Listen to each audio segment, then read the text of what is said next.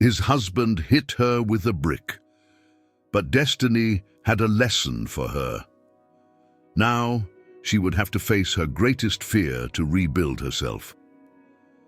Hannah Taylor led a simple and predictable life in Phoenix. At 32, she worked as a receptionist at the Palacio de Bosque Hotel, spending her days attending to guests with impeccable courtesy. When her shift ended, she would go straight home, make dinner, and wait for her husband, James Wilson. It was her routine, always the same, always calculated. However, that night something felt different. As soon as she opened the door to their apartment, the strong smell of alcohol hit her. James was there, too early. He lay slouched on the couch, holding a glass, his eyes half closed. His face wore that familiar expression Hannah knew too well, resentment with something darker brewing behind it. "You got home early today?" she remarked, trying to sound casual. James snorted a dry laugh, dripping with disdain. "Yeah. Left work early. Stopped by the bar. You know what I heard there?" Hannah stayed silent, but her stomach churned. She didn't need to ask. She already knew where this was going. "Guys talking about you, saying how the receptionist at the hotel is beautiful, how they'd love to have a chance with you. My own boss said it." He spat out the last sentence like venom. Hannah felt her heart race. "People talk, James. It doesn't mean anything." But it meant something to him. James suddenly stood up, throwing his glass into the sink with force. The sound of the glass smashing echoed through the kitchen. "It means everything," he shouted, stepping toward her. "Do you think I'm stupid, that I don't see how you show off? You like it." She instinctively backed away, but he cornered her against the counter. The smell of alcohol and sweat was suffocating. "I'm not showing off. I'm working. That's it. A woman who respects her husband doesn't give people something to talk about." Hannah's breath became shallow. She tried to remain calm, but deep down, she knew nothing she said would make a difference. James didn't need a real reason. He just needed a justification to unload his anger. That's when he noticed the brick. In the corner of the kitchen, forgotten after a small renovation on the balcony, the brick lay on the floor. It was just an object, inconsequential. But in that moment, it became something far worse. James paused, his eyes locked on the brick. Hannah followed his gaze and her body froze. He bent down and grabbed the brick, weighed it in his hand, gripped it tight. "You need to learn to respect me, Hannah." "James!"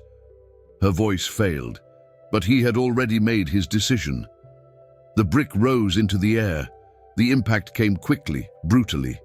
The pain was instant, sharp. Hannah heard a snap, felt something warm trickling down her face. Her vision blurred, and the metallic taste of blood flooded her mouth. She collapsed, and then everything went dark. The darkness enveloped Hannah entirely, but her mind didn't shut off. Somewhere between the pain and the numbness, flashes of the past began to form. It was as if her own consciousness was trying to understand how everything had led to this moment. 5 years earlier, Hannah never could have imagined she would end up this way. She was a young woman full of dreams, with a passion for art that made her spend hours drawing or visiting museums. Her world was colorful, vibrant. And then James appeared. He came like an unexpected enchantment. Charismatic, determined, and ambitious, he easily conquered any room he entered. For Hannah, it was impossible not to be drawn to him.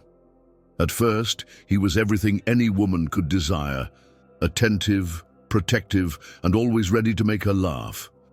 She felt safe with him. She remembered vividly their first meeting.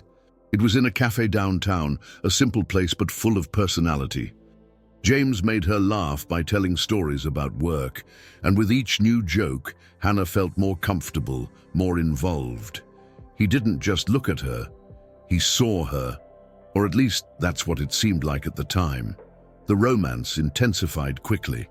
Within months, James was already making plans for their future, talking about marriage, children, and a big house where they could build a life together. And Hannah believed him. When he proposed after only a year of dating, she said yes without hesitation. To her, it was love. It was destiny. But destiny soon showed itself to be cruel. The change came slowly, almost imperceptibly. At first, it was only small comments. "That dress is too short, love. You don't need to expose yourself like that." Hannah laughed, thinking it was just his jealousy. It was only care, right? A man in love, concerned for the woman he loved. Then he started picking fights with her friends. "Why does Lorena always want to take you to those bars? She doesn't respect our relationship." Gradually, Hannah began to distance herself, trading casual hangouts for quiet nights with her husband. It didn't hurt. It didn't feel like a loss. After all, he was her best friend. Over time, the control intensified. James began dictating her clothes, her words, even her expressions. He hated it when she smiled too much at strangers, when she spoke with enthusiasm about her plans to study art. "Do you think this will give you a future?" He laughed one night when she mentioned a course she wanted to take. "Art is a hobby, Hannah, not a real job." The sentence hit like a bucket of cold water. She swallowed the response, as she always did. Each little outburst of anger was followed by passionate apologies, unexpected gifts, and promises that he only acted this way because he loved her too much. "I do this because I want what's best for us. I only get angry because I care. You're my wife. I need to protect you." And Hannah believed him. For a long time, she convinced herself that it was just a phase, that he would get better. But James never got better. What started as control turned into censorship. What were once just words became insults. What used to be loving hands became threatening. The first time he pushed her, it was over something trivial, a wet towel left on the bed. She stumbled backward, surprised. "You don't listen to me," he shouted. He didn't apologize that night. Not the next night, when he grabbed her wrist too tightly, not when he threw a plate against the wall because dinner was cold. Hannah noticed everything but didn't react. Her isolation was complete. No friends, no work outside the house, no life beyond James. He monitored her hours, her phone calls, her steps, and she became smaller and smaller within herself, trying not to give him a reason to lose control. But he always found a reason. His behavior worsened as his own failures mounted. At work, he wasn't promoted as he'd hoped. His frustrations came home as fury. Hannah no longer needed to make a mistake to be blamed. Just existing was enough. And then, that night, the cycle closed.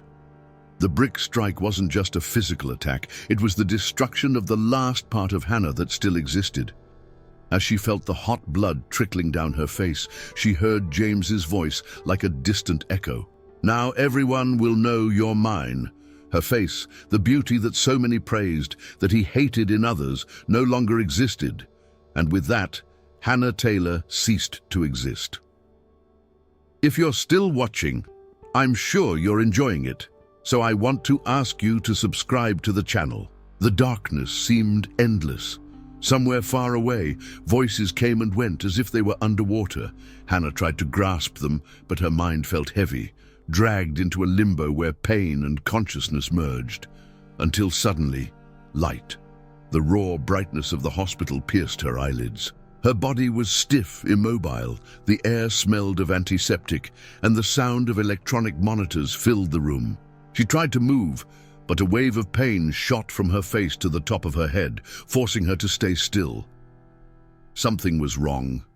Something was very wrong. "Hannah?" A calm male voice came from her right. With effort, she turned her head slightly and saw a man in a white coat. His badge read, Dr. Cooper. His eyes were gentle, but his expression carried a deep concern. "Don't try to speak now. You've sustained serious injuries." Hannah's heart raced. Serious injuries. She wanted to ask what had happened, but then everything came back. James, the brick, the cutting pain, the taste of blood. Her chest tightened. What had he done to her? As if reading her mind, the doctor continued, "You have multiple fractures in your face. We had to perform emergency surgery to stabilize the bones. They're still swelling and bruising, but you will recover." But recover how? Slowly, her fingers trembled over the sheets. She didn't need a mirror to know. The face that everyone had admired, the one that had been her identity for so long, was no longer the same. Dr. Cooper hesitated before adding, "There will be permanent scars, Hannah." She closed her eyes. Everything inside her seemed to crumble at once. Minutes, maybe hours, passed without Hannah saying anything. She just existed there, trapped in her own body, absorbing the doctor's words like silent stabs. Then a new voice filled the room. "Hannah." It was a nurse, and beside her was a uniformed police officer. Her body reacted before her mind processed it. Fear, the officer noticed. "Don't worry. James Wilson was arrested in the act." She blinked. "The police found him in the apartment," he explained. "A neighbor heard the noise and called the officers. When they arrived, James was still there. He was still there. The image of him standing there, holding the bloodied brick, came like a lightning strike. She tried to push it away, but it was impossible. He hadn't run. He hadn't tried to hide what he had done. Now it's up to you to decide," the officer continued. Hannah felt her throat go dry. "Decide? If you want to file a report." The room felt small. A huge weight collapsed on her shoulders. What should she do? For years, James had made her believe everything was her fault. That his anger was her fault. That his jealousy was her fault. Now, for the first time, he was helpless before her. She had the power. Her whole body trembled, but her voice came out weak. "Yes, I want him to pay for what he did." Those words broke something inside her. But at the same time, for the first time in a long while, she felt like she had taken a step outside the invisible prison he had kept her in, but there was still something she needed to face. Days later, when the swelling had gone down and the bandages were removed, a nurse brought a mirror. Hannah hesitated. Her heart pounded so hard it felt like it would tear through her chest. But then she gathered her courage and looked. The reflection stared back at her. Her face was swollen, marked by purple bruises that were still spreading across her skin. The line of stitches ran along the side of her face, like a deep cut that would never disappear. She didn't recognize herself. Her fingers gently touched the skin, feeling the raised texture of the scars. Her eyes were there, her mouth, her nose, but it was as if her soul had been ripped away, along with her former appearance. She was no longer Hannah Taylor, and if she was no longer Hannah Taylor, then who was she now? There was no answer to that, only a silence that echoed inside her. It was at that moment that an unexpected visitor arrived. "Hannah!" She looked at the door. A woman with short hair and a hesitant smile entered the room. Grace. Hannah blinked several times, trying to absorb the sight of the friend she hadn't seen in years. "I heard what happened," Grace said, pulling up a chair, "and I wanted to see you." Hannah felt a lump in her throat. Grace had been one of the friends James had pushed out of her life, and yet she was here. "I know you can't go back home," Grace continued, "but you don't have to go through this alone. Come with me." The words were like a breath of fresh air after so much time drowning. Hannah swallowed hard. The offer was tempting, but was it enough? Could she really just erase Phoenix from her life? The answer came on a sleepless night as she stared at the hospital ceiling. No, she couldn't, but she could leave. Phoenix was now a blood-stained memory. Every street, every corner, every smell would remind her of James. If she wanted a chance to start over, she needed to go somewhere no one knew her. That was how she made her decision. "I want to go to New York," she told Grace the next morning. Grace smiled, squeezing her hand. "Then let's go." Hannah took a deep breath.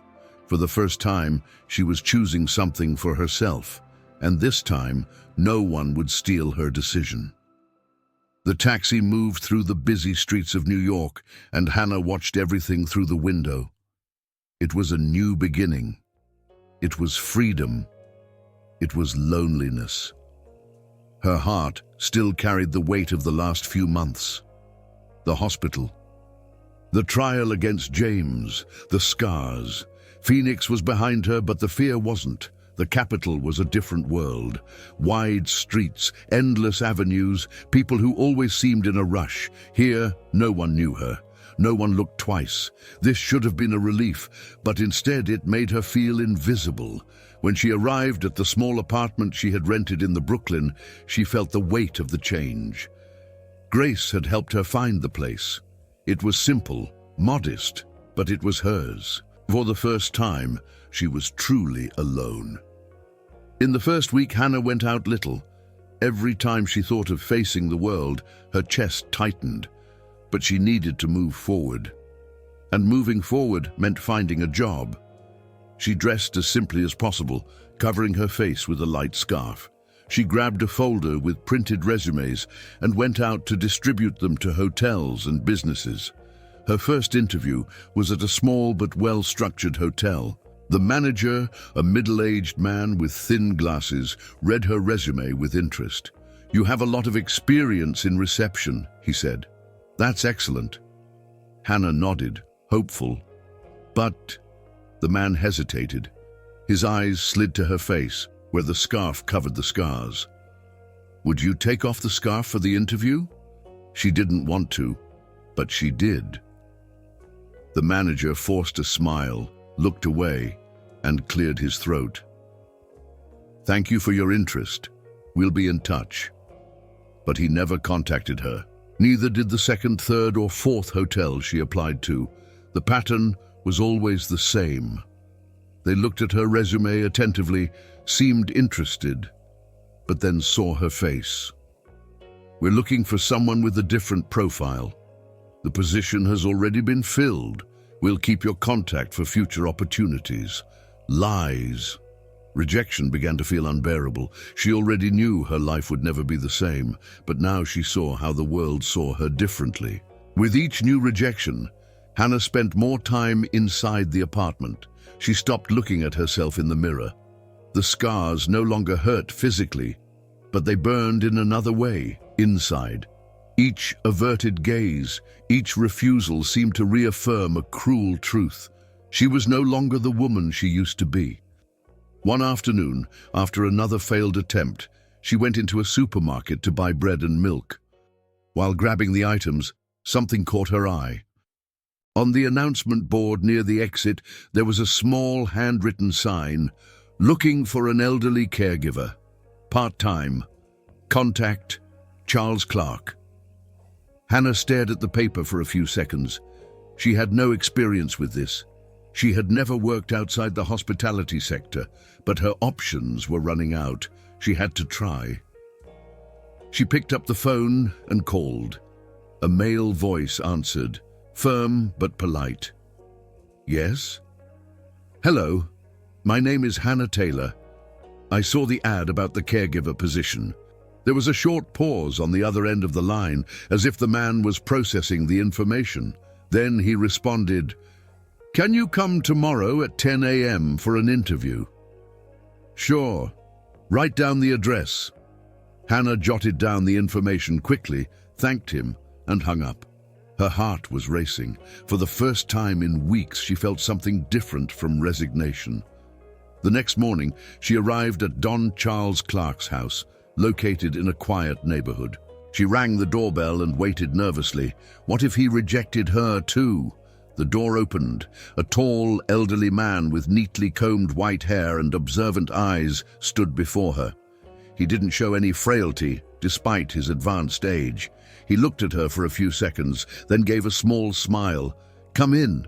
Hannah entered, trying not to seem tense. The house had antique furniture, bookshelves full of books, and a faint smell of coffee. They sat in the living room, and Charles went straight to the point. "Have you worked as a caregiver before?" "No, but I learned quickly."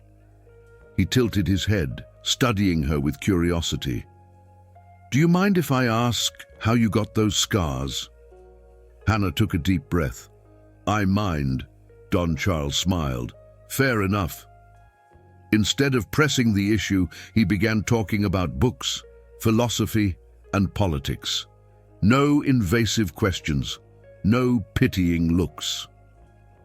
Hannah relaxed. For the first time since arriving in the city, she felt like she didn't have to hide. After some time, Charles stood up. "If you'd like, you can start tomorrow." She blinked, surprised. "Don't you want to see my documents? Know more about me?" He chuckled softly. "Knowing how to have a conversation is a good start." Hannah nodded, and as she left the house, she realized that for the first time since the attack, something inside her was beginning to rebuild. The next morning, Hannah arrived promptly at Don Charles Clark's house. She was nervous. Although the elderly man had been welcoming during the interview, she still wasn't sure exactly what they expected from her. She stood for a moment before the door, then rang the bell. Don Charles answered with the same calm expression as the previous day. Without formalities, he simply stepped aside to let her enter. "Welcome to the first day of the rest of your life, Hannah." The phrase caught her off guard, not because it was exaggerated, but because, for the first time, she felt like someone really wanted her to start over. The first days were full of observation and adjustment. Hannah discreetly organized the house, prepared simple meals, and accompanied Don Charles on walks around the neighborhood. The routine that began as a job quickly turned into a refuge. Don Charles was methodical but without rigidity. He liked strong coffee in the morning, read printed newspapers in silence, and only allowed the television to be on to watch documentaries or old Mexican films. Talking to him was different from anything Hannah had ever experienced. He spoke about history, philosophy, politics, literature, and he listened. During the rare moments of silence, she noticed something curious. For the first time in a long while, no one treated her like a victim. Unlike Phoenix, where she was always seen as the most beautiful woman in the city, here she was just Hannah. The person, not the appearance. The first month passed quickly. Each day she felt less inclined to hide, but even so, the scarf remained on her face. Then, one particularly hot afternoon, while she was organizing books on a shelf, Don Charles spoke without beating around the bush. "Hannah, you don't need to hide anything here." She stopped in the middle of what she was doing. Her heart raced. "How?" He gestured casually. "The scarf. You can take it off if you want." Hannah's fingers tightened around the fabric. The idea of removing it made her stomach churn. But why? She was in someone's house who didn't look at her with pity, who didn't avert their gaze, who didn't pretend to ignore.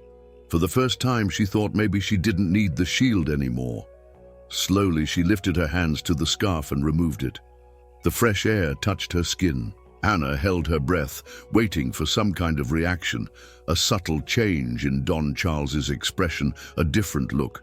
But nothing came. He just smiled and returned to his reading. "Much better," he said without emphasis, as if it were an insignificant detail, and to him it was.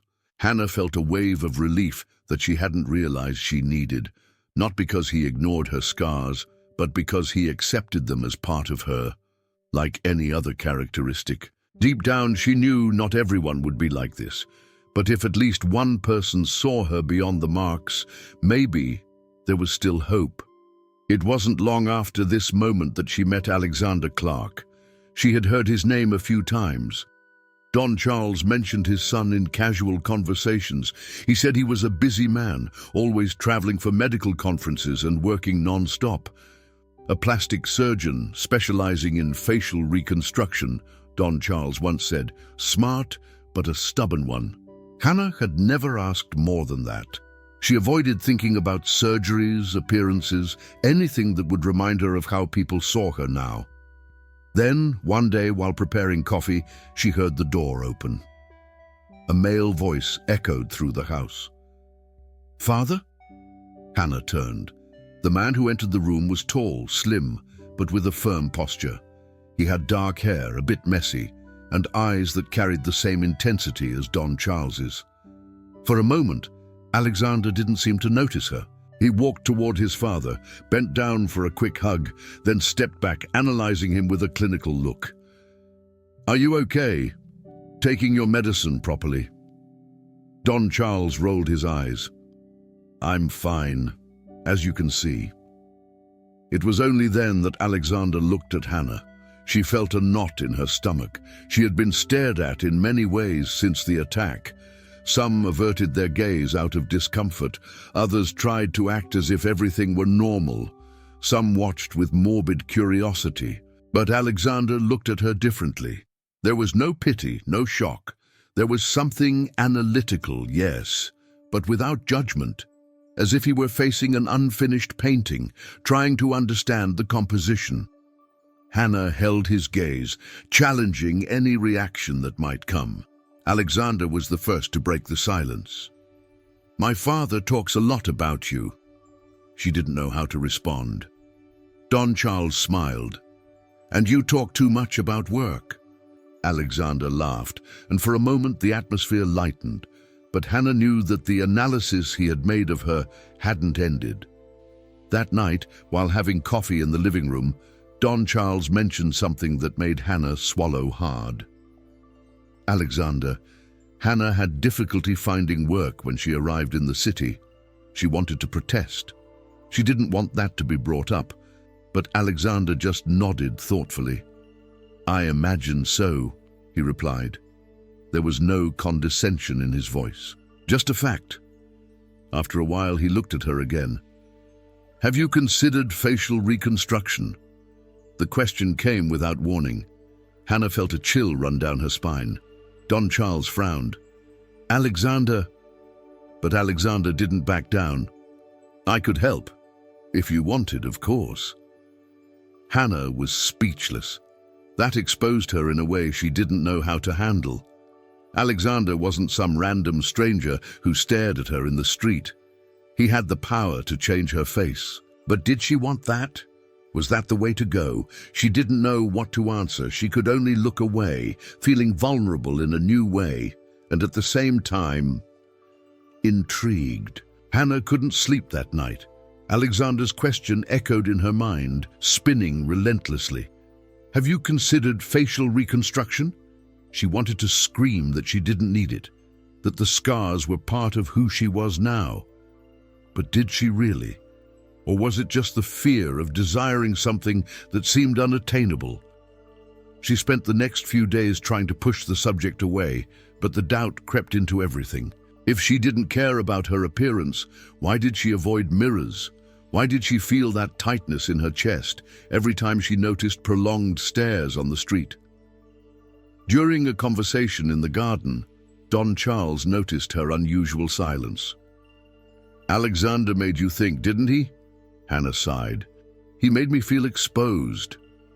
Or maybe he made you face something you've been thinking about already." She didn't answer, but she knew Don Charles was right. The next morning, before she could overthink it too much, she called Alexander. "If I say I want to do it, what happens next?" Alexander didn't seem surprised by the call. He just responded in his usual calm tone. "First, we'll talk. Then we'll decide together what the next steps are." Decide together. Hannah was struck by the weight of those words. For so long, her decisions had been made by others. By James, by society, by fear. Maybe it was time to decide something for herself. The first consultation was strangely clinical. Alexander explained the procedures with professionalism, without beating around the bush, but also without applying pressure. He spoke about grafts, scars, recovery time.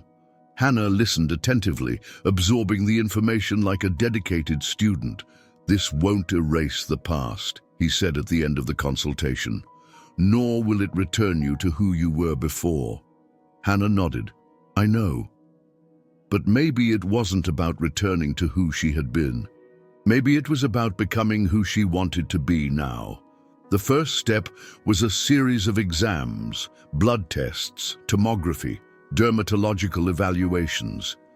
Each consultation made her feel like she was stepping into unknown territory, but now there was no turning back. During one of the analyses, Alexander noticed her tension and commented without looking away from the computer screen, "You're not the first patient to hesitate, and you won't be the last." Hannah crossed her arms. "Is that supposed to comfort me?" He smiled.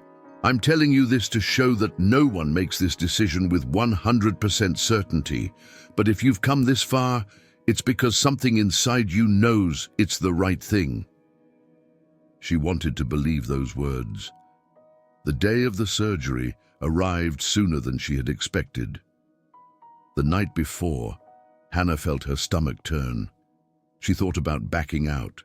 But when she looked at her reflection in the mirror, she found a look that she hadn't seen in a long time: determination. The operating room was cold and silent.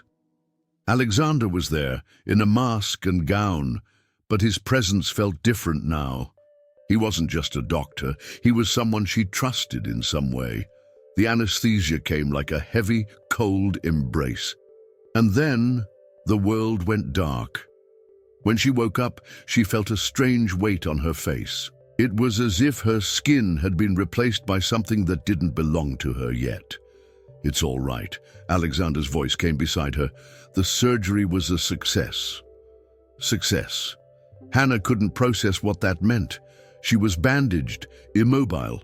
The pain came in waves, but it was a bearable pain, a pain that signified change. The following days passed slowly. Rest, medication, cold compresses.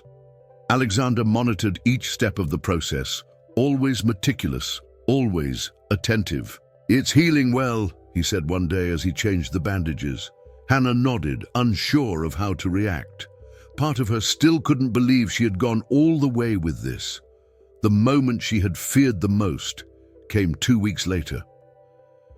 "We're going to remove the bandages today," Alexander informed her. The weight in her chest grew heavier. What if she didn't like what she saw? What if she didn't recognize the woman in the mirror? Sitting in the chair in the consultation room, she held her breath while Alexander carefully removed the bandages. He worked with precision, not rushing, revealing her new face centimeter by centimeter. When he was done, he handed her a small mirror. Hannah hesitated before taking it. After all, what would she find there? She gathered her courage and looked. The impact was immediate. It wasn't the same as before, but it also wasn't the same as after the attack. The scars were still there, but softened. Her expression seemed less rigid, the contours of her face more balanced. It was her, but it also wasn't. Something tightened inside her. "What do you think?" Alexander asked, studying her reaction. She blinked, staring at the mirror as if searching for an answer within it. "I think I need time to recognize who I'm seeing." And that, Alexander knew, was an honest answer. In the days that followed, Hannah began to notice something different. The medical consultations began to feel like more than just procedures. Her conversations with Alexander stretched beyond what was necessary. They spoke about music, travel, books. These were dialogues that had nothing to do with surgery. Once, after a consultation, Alexander accompanied her to the door and hesitated before saying, "Do you think you've changed a lot since you came to New York?" Hannah paused for a moment. "I've changed, but I don't know exactly into what." He smiled faintly. "Maybe it's not about changing. Maybe it's about discovering who you are now." She didn't know what to answer, but for the first time, she felt like this was a question she wanted to discover the answer to. The warm wind of New York blew against Hannah's face as she walked through Liberty Square, watching the bustle around her. For the first time in years, she felt light. The constant fear, the feeling of always shrinking to avoid attention, seemed to have dissipated. The surgeries were still ongoing, but they had already made a significant difference. Her reflection in the mirror was still new, strange at times, but no longer a living reminder of the horror she had lived. It wasn't just about softened scars. It was about looking at herself and seeing something beyond the past. In recent months, Hannah had started going out more. She visited museums, had coffee alone in small hidden cafes, and started exploring bookstores again, rediscovering her old passion for art. The shadow of James seemed more and more distant, until, one morning, everything collapsed. Her phone vibrated on the table while she was drinking a cappuccino. Grace. Hannah answered with a smile, but the voice of her friend on the other end made her body freeze. Gabby. Grace hesitated. I didn't want to be the one to tell you this, but I thought it's better you hear it from me. What happened? James. He was released. The coffee tasted bitter in Hannah's mouth. No, that can't be possible, she whispered. He got out on good behavior, reduced sentence. He was released 2 days ago. The square around her seemed to fade. The voices, the sounds of the city, all blended into an indistinct noise. Are you sure? Unfortunately, yes, and I didn't want to scare you, but you should be careful. I don't trust that bastard. Hannah's world spun. The new life she had just started to build trembled like a house of cards on the verge of collapsing. In the following days, panic began to seep into her routine. The newfound freedom was overtaken by an old, familiar fear. And then the messages started. At first, there were calls from unknown numbers. Hannah didn't answer. Then came the messages. I'll find you. You think things have changed. You're still mine. A surgery doesn't erase what I taught you. Each word pierced her skin. Every notification on her phone made her stomach drop. On the third night after the messages, Hannah locked all the doors and closed the windows before going to bed. But sleep didn't come. She spent the night wide awake, hugging her knees, waiting for the worst. The next morning, she decided to go to the police station. The officer who attended to her listened to her story with a neutral expression, taking notes on the computer. Do you know who's sending the messages? There's no name, but I know it's him, Hannah said, gripping her hands in her lap. Please, he was arrested for attempted murder. He shouldn't be out like this without supervision. The officer sighed. Unfortunately, without concrete evidence that he poses a threat now, there's not much we can do. He threatened me. They're just text messages, Miss Taylor. For us to take action, we'd need something more direct, like an actual attempt at physical contact. Hannah felt the blood drain from her face. You mean he has to hurt me again for you to do something?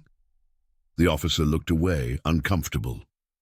We can request an occasional patrol in your street and give you an emergency number for urgent cases. But beyond that, the rest of the sentence hung in the air. Nothing more than that. When Hannah left the police station, she was trembling. The feeling of helplessness was the same as before. The justice system had failed her once again. As she returned home, Don Charles and Alexander were waiting for her. What did they say? Alexander asked, crossing his arms. Hannah swallowed hard. Nothing. They said they can't do anything. Silence fell between the three of them. Then Alexander sighed and leaned against the table. This is what I feared. He exchanged a look with Don Charles, then turned back to Hannah. You can't stay here. What? At least for a while we figure out what he's really planning. You want me to run again? The idea made her stomach churn. She had run once before. Phoenix was no longer home. And now she would have to leave the only thing she had built in New York. Hannah, Don Charles intervened, his voice calm. It's not running. It's strategy. Alexander nodded. I have a house in Nashville. Stay there for a while. It's a quiet place. Few people know I have this property. If James is hunting you, he won't find you so easily.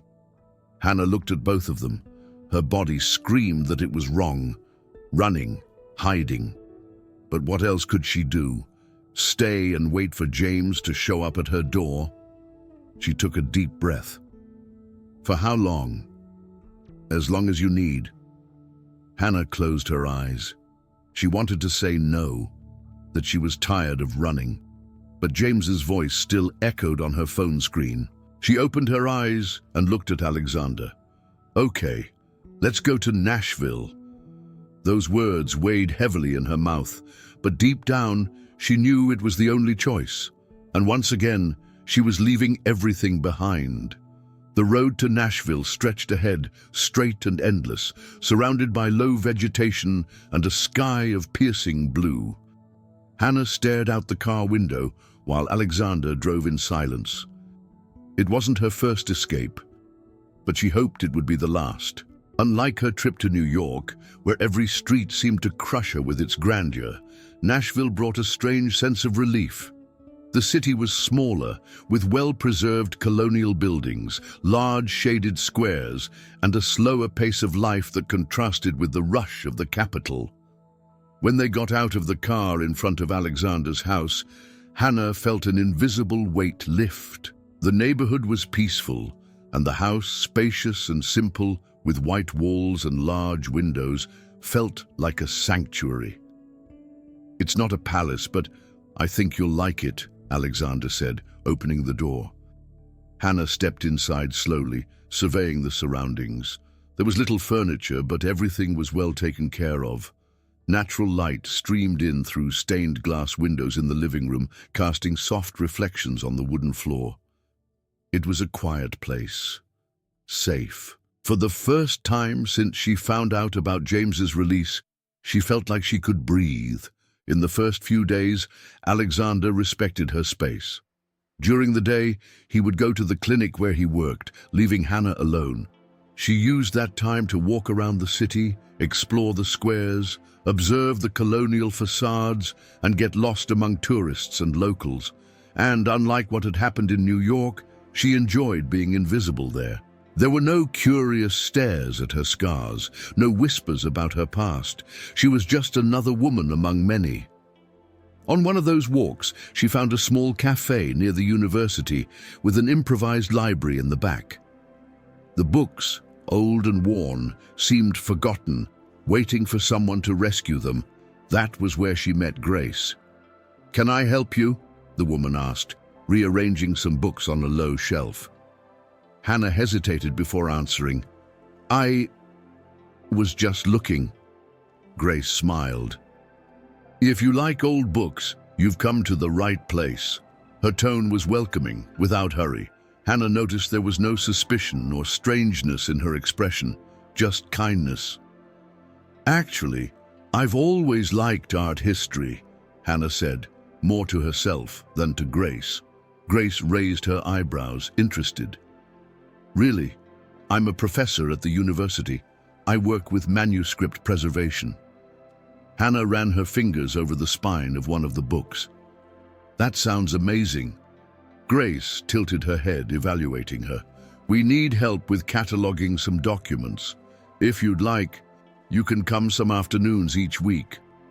Hannah hesitated. Accepting the offer meant committing to something, but wasn't that what she needed? Something that didn't involve fear, something that was just hers. "I'd love to." The words came out before she could think too much about it. And for the first time, Hannah felt like she was choosing something that wasn't just about survival.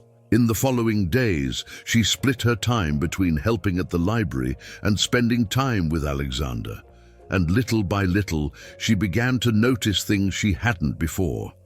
The way he always placed a cup of coffee next to her, even without asking if she wanted it. The way he listened when she spoke, without interrupting or trying to fix everything for her. The way his eyes never strayed when they looked into hers. The shared space between them began to change. The comfortable silence in quiet nights, the impromptu dinners that turned into long conversations about everything and nothing at the same time. Hannah wondered if it was just gratitude, if it was only the natural consequence of living together in the same space. But then she realized it was more than that. One night, while washing the dishes, Alexander appeared in the kitchen. "You seem lighter lately," he commented. She rinsed a plate and smiled slightly. "Maybe because I am." He leaned against the counter, crossing his arms. "I liked seeing you accept that job with grace." Hannah dried her hands and looked at him. "I thought I needed something beyond running from the past." Alexander held her gaze for a moment, and there was something in it that she couldn't name. Then he looked away and returned to what he was doing. But the feeling stayed there, unspoken. Days later, during a festival in the city, Hannah experienced what felt like her first night of normality in a long time. The streets were adorned with colorful lights, and music played at every corner. She and Alexander walked among the food stalls, talking about a book he had mentioned. Laughter came more easily. The fear seemed smaller until she saw him. At first, it was just a shadow in the crowd. But then, he turned his face. The air left Hannah's lungs. James. The world around her dissolved. The sound of the festival turned into a distant noise. Her body reacted before her mind could process it. Her heart raced, her hands grew cold. She took a step back, then another. "Hannah?" Alexander noticed immediately. She couldn't respond. She could only stare. But then the figure disappeared into the crowd. She blinked rapidly, trying to focus. Was it him?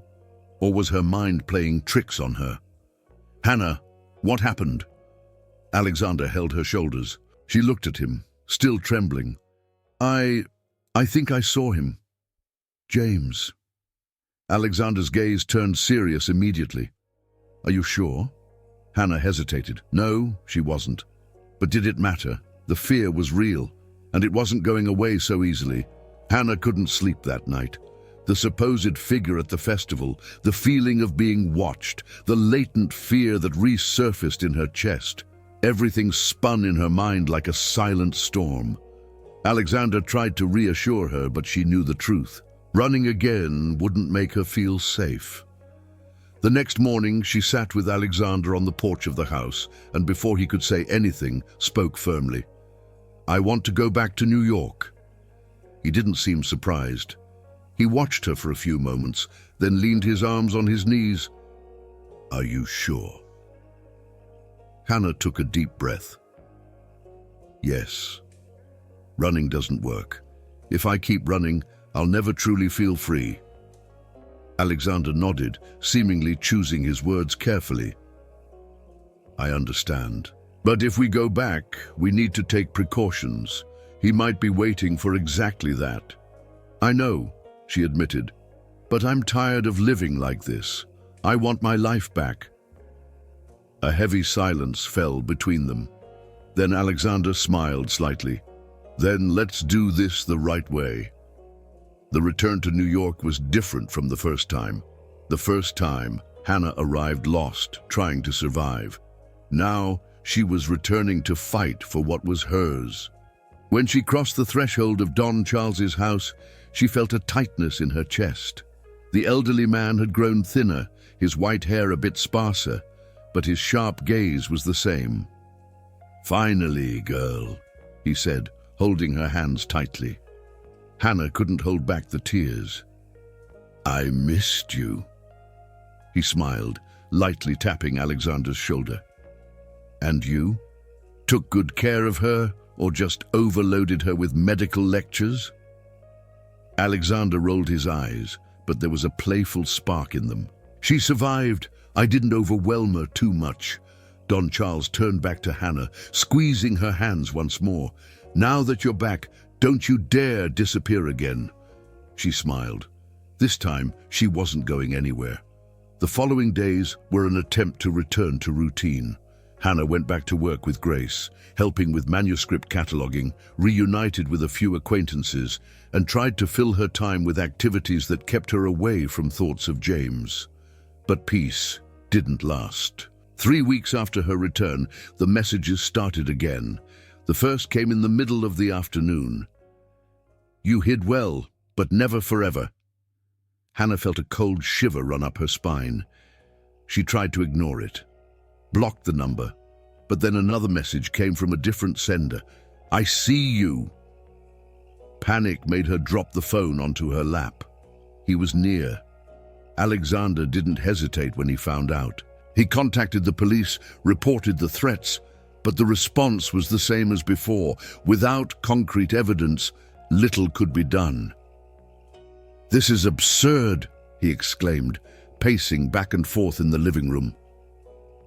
Don Charles, seated on the sofa, watched everything in silence. Hannah crossed her arms, feeling overwhelmed by the same frustration. "He wants me to be afraid," she whispered. "But he won't succeed," Alexander assured her. Yet even though Hannah refused to give in to the terror, the fear grew inside her. Tension increased even more when she realized she needed to retrieve documents and some clothes she had left at her old apartment. She didn't want to go back there, but necessity spoke louder. Alexander insisted on accompanying her, but she convinced him that it would be a quick visit. "I'll just grab my things and leave. Nothing will happen." However, as soon as she entered the apartment, she felt a strange chill. The air seemed different, as if someone had been there. Her eyes scanned the living room and noticed subtle details. A cushion out of place, the curtains slightly displaced, the feeling that something had been moved. Her heart began to race. She hurried to the bedroom, grabbed a folder with documents and some clothes that had been thrown in the closet. She tried to ignore the growing discomfort. She was alone there. Everything was fine, or at least that's what she wanted to believe. Her phone vibrated in her purse. She picked it up, and the blood drained from her face when she read the message that had just arrived. "I'm closer than you think." A chill ran through her body. It wasn't a coincidence. Someone was watching her at that very moment. Panic took over. She tried to run for the door, but then she heard heavy footsteps behind her. Her body froze. He was there. The sound of footsteps in the hallway was slow, calculated. Hannah felt her heart pounding so loudly it seemed to echo through the walls of the apartment. She didn't need to turn around to know who it was. And then the voice came, cold and controlled, laden with a calmness that was even more terrifying than rage. "We have unfinished business, Hannah." She closed her eyes for a moment, forcing herself to breathe. The police were on their way. Alexander too. All she had to do was buy time. She slowly turned around and saw him. James was standing in the doorway, blocking the exit with his body. He looked different from before, but at the same time, exactly the same. Thinner, more marked by his time in prison, but his eyes still had that cruel gleam, that possessive madness. "I heard you've been making some changes," he continued, tilting his head slightly, analyzing her. "Surgery, new life, trying to be someone you're not." Hannah didn't respond. If she spoke, her voice might shake, and she wouldn't give him that satisfaction. He took a step forward. "This was never supposed to end like this, Hannah. You were always mine." Her stomach turned. The coldness in his words was worse than any scream. She took a step back, her eyes scanning the room, looking for something she could use to defend herself. "A woman who respects her husband doesn't give others a reason to talk about her," he shouted, his voice rising, the familiar anger creeping in. "And you—" Before he could finish, there was a noise in the hallway. James turned his face instantly, tense. The door was slammed open with force, and Alexander appeared breathless. His eyes found Hannah's for a second, then shifted to James, who gave a sarcastic smile. "Your new boyfriend has arrived," James sneered, stepping back as if he wasn't about to attack. "Hannah, get out of here," Alexander ordered, not taking his eyes off James. But James was faster. He lunged. Alexander managed to dodge the first punch, but the second came with force. The two men crashed into the wall, struggling in the cramped space of the hallway. Hannah stood frozen for a moment. It was the worst nightmare she had feared coming to life. James landed another punch to Alexander's face, then another to his stomach. Alexander staggered but kept fighting. The sound of the blows, the panting of both men, filled the apartment. And then Hannah saw it. In the corner of the kitchen, forgotten on the floor from the last renovation, was the brick. The same brick. The air left her lungs. The past and present collided in an instant. James had Alexander pinned against the wall, pressing him down. Hannah knew that if she didn't act, Alexander wouldn't be able to hold him back, and James wouldn't show mercy. Blood was pounding in her ears. Every muscle in her body screamed to run. But not this time. Not again. She ran into the kitchen, grabbed the brick with trembling hands, and with all the strength she had, slammed it against James's head. The impact was dry. James staggered. He wavered to the side, his eyes widened, surprised, as if he never imagined Hannah would be capable of this. She didn't wait. She struck again and again. This time he collapsed. His body fell to the ground, motionless. Silence filled the apartment. Hannah felt her breath uneven, her heart racing, her fingers clutching the brick. Her eyes couldn't leave James's body, stretched out there, where it had all begun.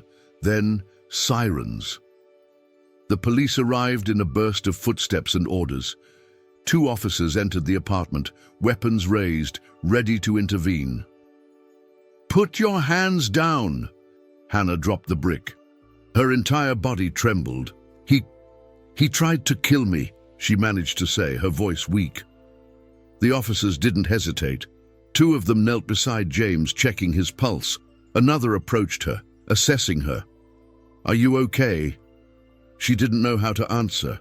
She watched as James was handcuffed, still unconscious. She saw Alexander leaning against the wall, his face bruised, but looking at her with something that seemed like relief.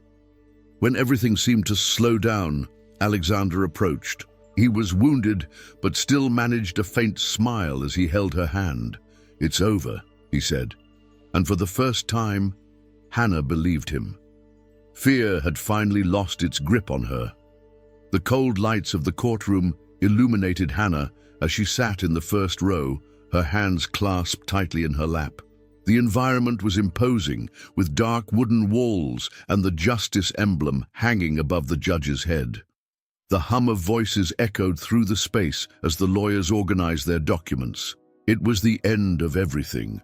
For weeks, James Wilson's trial had occupied her mind. The prosecutor presented every piece of evidence with precision: the threatening messages, the medical report detailing the surgeries, the testimonies from Alexander, Don Charles, and Grace. Images of the crime were displayed on the courtroom screen: the destroyed apartment, the blood-stained brick, James's unconscious body before the police arrived. The defense tried to twist the situation. They argued that James was remorseful, that Hannah had reacted disproportionately, but no one was moved. He was a broken man inside, and the court saw that. The judge adjusted his glasses before pronouncing the sentence. James Wilson is sentenced to 12 years in prison. Hannah's heart raced. Without the possibility of parole for the first 8 years. The courtroom exploded in whispers. Hannah released the breath she hadn't realized she was holding. 12 years. It wasn't enough to erase everything he had done, but it was enough so that he would never be able to touch her again. When the judge ended the session, she didn't cry. There was no immediate relief. She just stood up and left, knowing she was free. In the following months, the recovery was slow, but it was different. For the first time, Hannah didn't feel like a victim. She was in control. She continued attending therapy, confronting every fragment of the past that still tried to haunt her. One day, standing before the mirror, she touched the scars on her face without looking away. they wouldn't disappear. But they didn't need to. She learned that her journey wasn't about forgetting. It was about moving forward without being defined by what she had suffered. Time passed, and when Christmas arrived, she felt something she hadn't felt in a long time: peace. The night was quiet. Alexander and Don Charles invited her to dinner at the house where, months earlier, she had hidden. Now, being there didn't feel like an escape, it felt like home. After dinner, Hannah helped put away the dishes when Alexander entered the kitchen. His expression was different. "Come here," he said, taking her hand and leading her to the backyard. The cool wind swayed the leaves of the trees. The sky was clear, filled with stars. Alexander turned to her, holding her hands. "Have you stopped to think about everything we've been through?" Hannah smiled slightly. "Every day." He took a deep breath. "When I first met you, you seemed like you were made of shadows, as if you didn't belong anywhere anymore. But now you shine again." She swallowed hard, feeling something warm stir inside her. Alexander pulled something from his pocket, a small box. Hannah's heart skipped a beat. "I know life hasn't been fair to you, and I know there's still a lot to build, but I want to be by your side for all of it." He opened the box. "Hannah Taylor, will you marry me?" The world stopped. For a moment, her mind drifted back to the past. She remembered the day she said yes to James's proposal, the innocence of believing it would be a fairy tale. But this wasn't the same. Alexander wasn't James. She smiled without hesitation. "Yes." His eyes sparkled. Then he kissed her. The following year, Hannah achieved something she had always dreamed of. She started working at the National Museum of Art, guiding visitors through the history of each exhibit. Her old passion for art, which had once been suppressed, was now a part of her daily life. For the first time, her fulfillment didn't come from her appearance. It came from her knowledge. Time continued its course. And when the day of the wedding arrived, Hannah felt something she hadn't felt in a long time: peace. The wedding took place by the seaside, with the sound of the waves gently breaking in the background. Close friends were there. Don Charles, in a light suit, smiled with emotion. Grace held a bouquet of white flowers, trying to hold back tears. Hannah wore a simple dress, sleeveless, showing her scars, because now they were part of who she was. As she walked toward Alexander, she felt each step as a closing of a chapter. The past couldn't be erased, but the future was just beginning. And this time, she was the one writing her own story. The sound of the waves gently crashing against the sand was the only thing Hannah could hear as she walked along the beach beside Alexander. The warm breeze swayed her hair, and the scent of the sea filled the air. She had never felt so light. James was in prison. The fear that had dominated her days for so long had disappeared. She no longer had to look over her shoulder or rehearse escape routes every time she left the house. Her life was finally truly hers. The last few years had been a slow but necessary reconstruction. There were still nights when she woke up startled, feeling her heart race as if her body was still trapped in the past. But now, whenever that happened, she would look to the side and find Alexander there, sleeping peacefully, and she knew she no longer had to run. Their marriage was just the beginning of a new life, and with time, everything around her started to gain more color. Her career at the museum flourished, and Hannah rediscovered a genuine joy in sharing her knowledge with visitors. She no longer needed to be defined by what she had suffered, and above all, she didn't have to face this journey alone. Don Charles continued to be present, always with his witty comments and silent wisdom. Time had left more visible marks on him. His steps were slower, his voice a little weaker, but his essence remained the same. One day, while having coffee on the porch, he observed her in silence for a moment before speaking. "You know you don't have to thank me for anything, don't you?" Hannah smiled. I know, but I thank you anyway. He laughed softly, shaking his head. You think I was your strength, but the truth is, I just showed you where to look. She looked at him, absorbing those words. If Don Charles hadn't come into her life, maybe she would have never found the strength to rebuild herself. But now she knew that strength had always been inside her. And Alexander was the proof that love didn't have to be a chain. He never tried to fix her, never wanted to be her savior.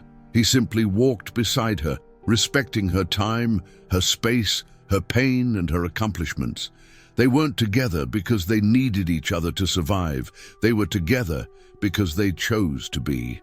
One evening, after a quiet dinner at home, Hannah stood in front of the bedroom mirror. She studied herself for a long time, without rushing, without fear. The scars were still there.